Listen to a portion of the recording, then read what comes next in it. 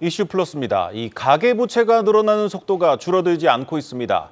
그 원인 중 하나로 규제 우회 수단으로 쓰이는 50년 만기 주택담보대출이 거론되고 있습니다. 무엇보다 그동안 50년 만기 주담대를 권장했던 금융당국이 이 돌연 태세 전환에 나서면서 논란이 커지고 있습니다. 경제부 신용훈 기자 나왔습니다. 신 기자, 이게 혼란이 좀 큰 것 같습니다. 이게 나온 지 얼마 되지도 않았는데 은행들 가운데 벌써 판매를 중단한 곳들이 꽤 있습니다. 이게 갑자기 상황이 이렇게 바뀔 수가 있는 겁니까? 일단은 금융당국이 50년 만기 주택담보대출이 가계부채 증가의 주된 원인이다라고 지목을 하면서 이런 사태가 촉발됐다라고 볼 수가 있겠는데요. 당국은 시중은행들이 최근에 내놓은 50년짜리 주담대가 DSR 규제를 좀 우회하는 그런 용도로 쓰이고 있다. 그리고 과잉 대출을 일으키고 있다. 라고 지적을 했습니다. 최근 넉 달간 가계대출 규모 지속적으로 늘었고요. 7월 달 증가폭의 경우에는 1년 10개월 만에 최대치를 기록했습니다. 이 가계대출 증가세가 심상치 않았는데 이에 대한 원인을 찾던 당국이 은행의 장기 대출이 바로 그 원인이다라고 지목을 했습니다.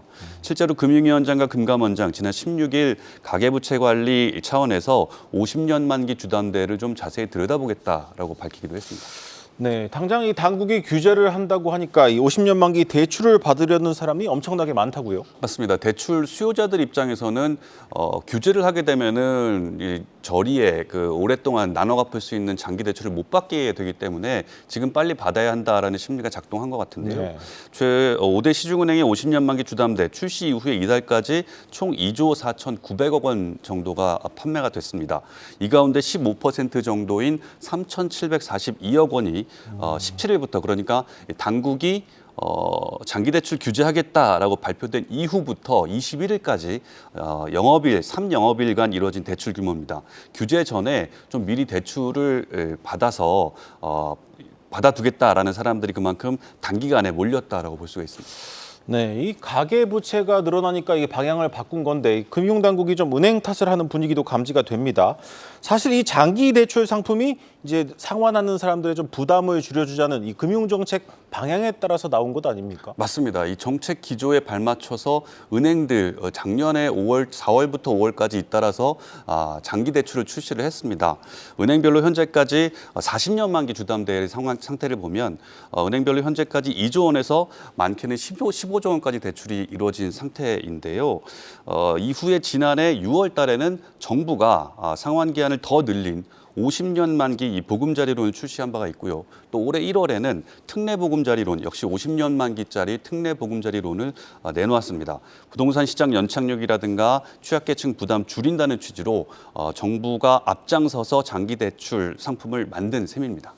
네, 금융당국의 이 태세 전환이 다소 좀 어이가 없기도 합니다. 그런데 이런 초장기 모기지 상품 전 세계 다른 나라에도 다 있는 것 아닙니까? 맞습니다. 이제 해외 각국에서도 이 주택 가격 오르고 있는 상황에서 또 금리도 많이 올랐고요. 또 이 기대 수명이라든가 은퇴 연령 시기들이 많이 늘어나고 있기 때문에 여기에 발맞춰서 모기지 대출 상환 기간을 상당히 늘리고 있는 그런 추세입니다. 네. 금융연구원 자료를 보면요.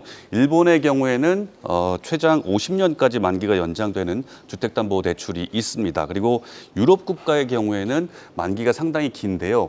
영국의 경우에는 40년이고 스페인과 프랑스는 50년, 그리고 핀란드는 60년, 그리고 마지막에 스웨덴 같은 경우에는 무려 105년의 대출 만기 기한 연장이 가능합니다. 그만큼 상당히 장기간으로 운영하는 국가들이 많이 늘고 있는 그런 추세입니다.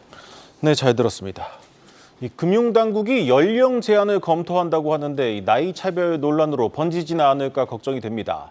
내년 총선을 앞두고 있는데 여론에 따라서 또 입장을 바꾸지는 않을까 지켜봐야겠습니다. 이슈 플러스였습니다.